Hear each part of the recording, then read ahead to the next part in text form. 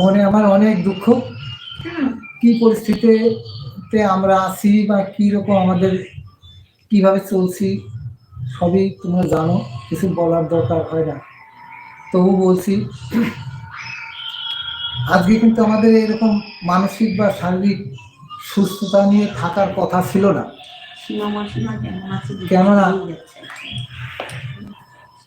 আমার নিজের রক্তই আমাকে বেইমানি করলো। সে জায়গায় ঈশ্বর উপরওয়ালা আমাদের আশীর্বাদ আছে, আর আপনাদের তোমাদের মতো বন্ধুরা আমাদের পাশে সবসময় ভালোবাসা আশীর্বাদ দিয়ে যাচ্ছে।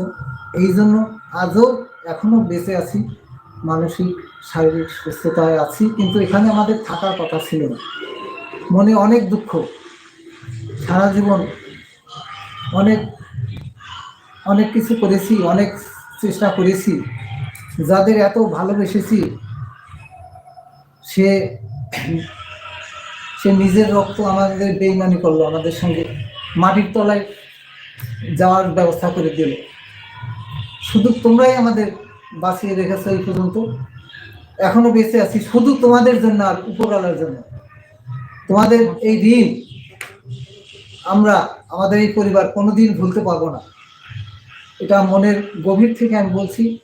খুব অসময়ের ভিতর দিয়ে আমরা যাচ্ছি, শুধু তোমাদের ভালোবাসা পেয়ে এখনো বেঁচে আছে। আবার দেখ, পরে কথা হবে, আর কিছু বলতে চাই না। তোমরা আমাদের এইভাবেই ভালোবেসে যেও, এইভাবে আশীর্বাদ করে যেও, আমাদের কিছু বলার নেই।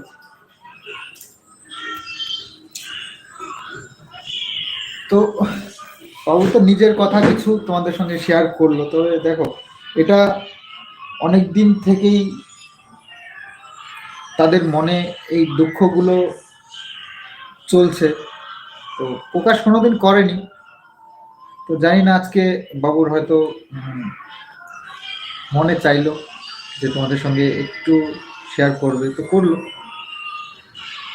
তো হয়তো তার মনের মানে পুরো কথা তোমাদের সঙ্গে শেয়ার করতেও পারেনি, কারণ অনেক দিনের অনেক জ্বালা, তো এত সহজে তো সব শেয়ার করা যায় না, এত কম সময়ের মধ্যে তো শেয়ার করা যায় না।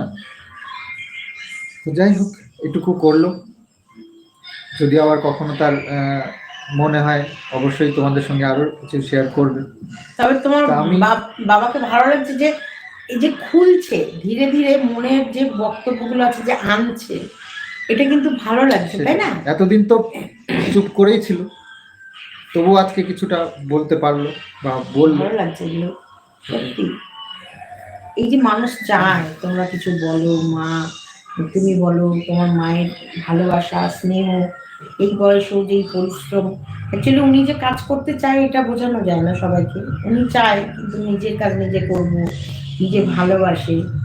আর আমরা অ্যাকচুয়ালি নিজেদের কাজ নিজেরা করতেই খুব ভালোবাসি, যতক্ষণ পারি নিজেরাই করি। দেখোই, এই অন্য মানুষকে ডেকে এনে বা পয়সা দিয়ে কাউকে রেখে এই যে কাজ করানোটা, এটা ছোটবেলা থেকেই আমি দেখে এসেছি। কেউ মানে চেষ্টাও করেনি কেউ বাড়িতে যে অন্য লোক রেখে কাজ করাবো। তবে হ্যাঁ, জমির কাজ বাজ যখন আমাদের প্রচুর জমি জায়গা ছিল, তখন তো বাধা ধরা মানুষ থাকতোই, সেটা তো আলাদা কথা।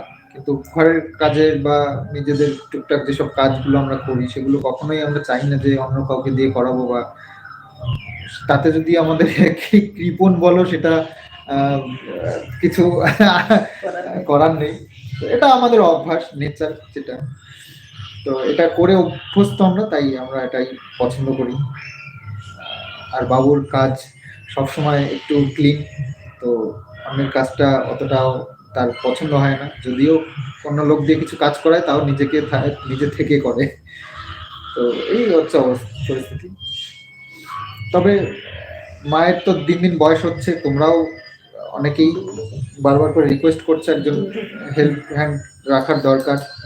তো চেষ্টা করছি।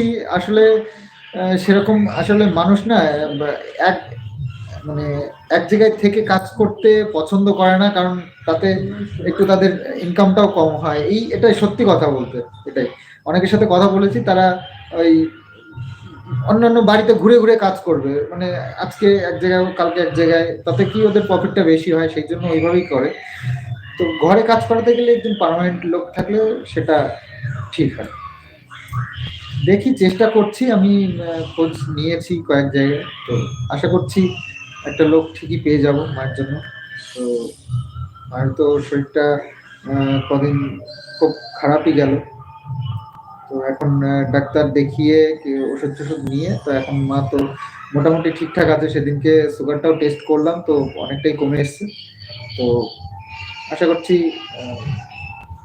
ঠিকঠাক হয়ে যাবে সবই, আর শরীরটাও ভালো হয়ে যাবে। তো